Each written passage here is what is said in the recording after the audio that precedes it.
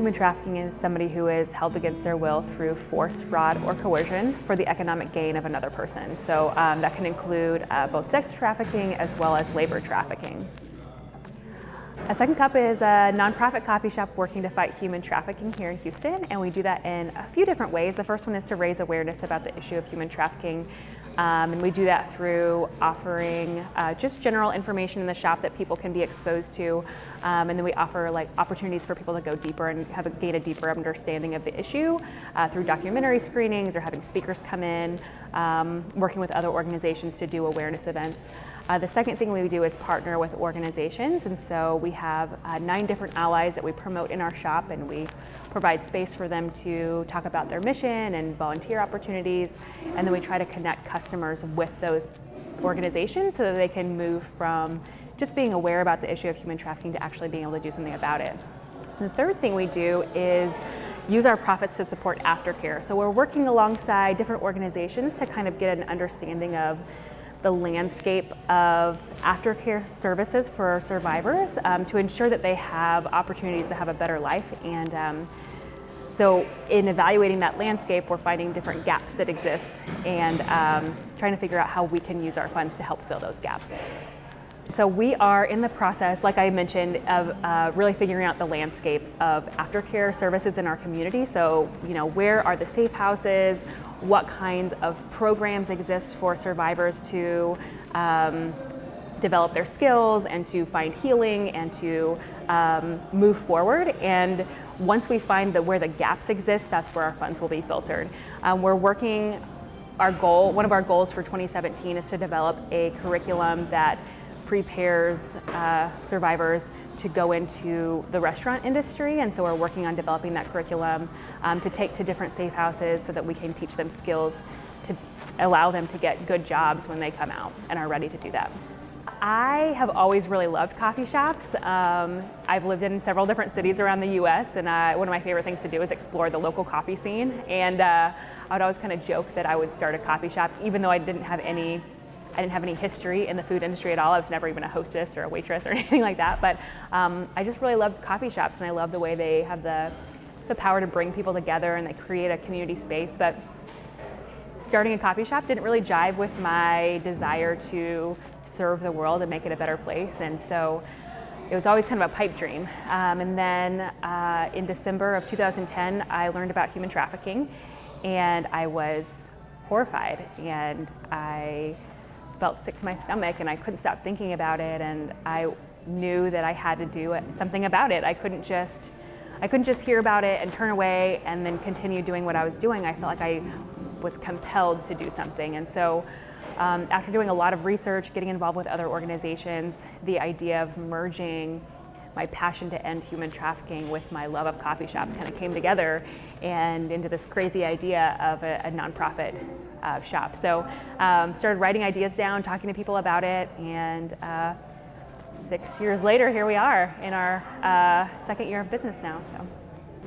Boomtown is our coffee roaster, but I would also say that they're our mentor. So the owner of Boomtown is Matt Toomey, and I met him, I say very serendipitously, when I was first starting to even think about the idea of A Second Cup. And I told him about my ideas, my plans, and he got really excited, and he was roasting on a very small nature, like he had like a roaster probably literally like this big, and was like, I will do anything I can to help you. And so he kind of walked alongside us in our journey. He's given us ideas of like how to, like which is the best espresso machine to buy, and how to source different things, and how to set up our espresso bar. And but in a technical way, he is also our coffee provider. So he is the one who sources the beans, roasts them, and then gets them to our store. We've existed as an organization for 5 years, and during the first 4 years, we spent fundraising, but also doing a lot of mobile events where we'd go out into the community, serve coffee, and then talk about human trafficking. I also did a number of different presentations to different community groups about the issue. Then we started working alongside other people and organizations doing the work. But almost exactly a year ago, we opened this brick and mortar presence. And so we've been open here for about a year and have had really great community reception. We've had you know, like we just did all of our numbers and we've served 70,000 customers. We've had approximately 15,000 conversations about human trafficking. We've had hundreds of events here. So it's been a really cool year. But yeah, we've just been in this space for a year. Other people can help us directly by spreading the word about us, bringing people here for meetings. We have, I mean, the number of people who come in here and have business meetings and then are exposed to information about human trafficking is pretty awesome. But we have opportunities for people to volunteer. So people can volunteer in our shop as baristas and taking orders and helping us do dishes and super fun things like that. We also have a volunteer workday every second Sunday in the evening from 5 to 9, where people can do like the really elbow grease kind of stuff, like deep cleaning and moving things and organizing things for us. And that's and then like any other like skilled things, like we have opportunities for bookkeepers or event planners or things like that for people to give to us in that way. We also accept financial donations. In terms of the field of human trafficking as a whole, organizations need pretty much everything. And so anytime, I think that I'm a firm believer that any experience you have is helpful in the field of fighting human trafficking. And so it just takes a little bit of research and effort in finding like where your needs fit, but I think that there's probably always an organization that could use you in some way. So yeah, there are lots of ways to get involved.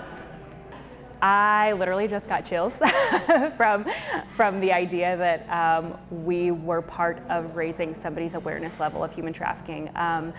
It's been really, really cool to see the ripple effect of just raising awareness. And we've had people's lives changed because of it. You know, like we had a customer who quit his job and moved to Cambodia to work with an anti-trafficking group. And we had somebody else just change the type of work she was doing here so that she could work for an anti-trafficking organization here in Houston.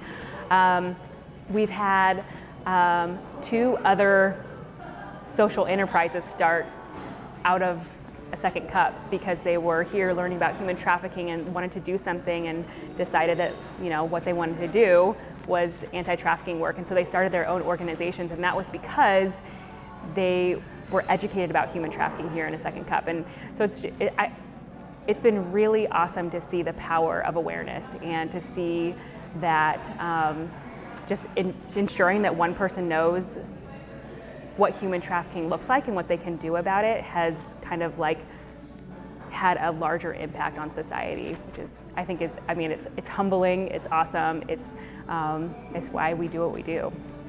It's hard to understand that human trafficking happens in Houston because of knowing the type of people who live here. Like I'm not from Houston, and I moved here initially begrudgingly, but then I moved away and I moved back because of the people. Like I love the people, they're warm-hearted and caring and loving, and then to learn that Houston is one of the major hubs of human trafficking was devastating. And it exists here in a number of different forms. We have more sexually oriented businesses in Houston than we have Starbuckses. We have more answered online ads than almost anywhere else in the country. And that seems horrifying to me. But it's not just sex trafficking that's happening here, it's also labor trafficking. And it's happening in restaurants, it's happening in landscaping crews, anywhere really that unskilled labor exists, human trafficking could be occurring. I'm not saying that it is occurring, but it definitely can be. And so I think that it's been able to thrive because it's been underground, and I think it's been able to thrive because people don't know about it or don't know what to look for or don't know what to do when they see it. And so that's why we're here, is to make sure that people know and that they know the red flags and they know what to do when they see those red flags. And so that's a heavy responsibility, but we take it really seriously. But yeah, it's a big deal here in Houston, and we're here to make sure that it's one day not.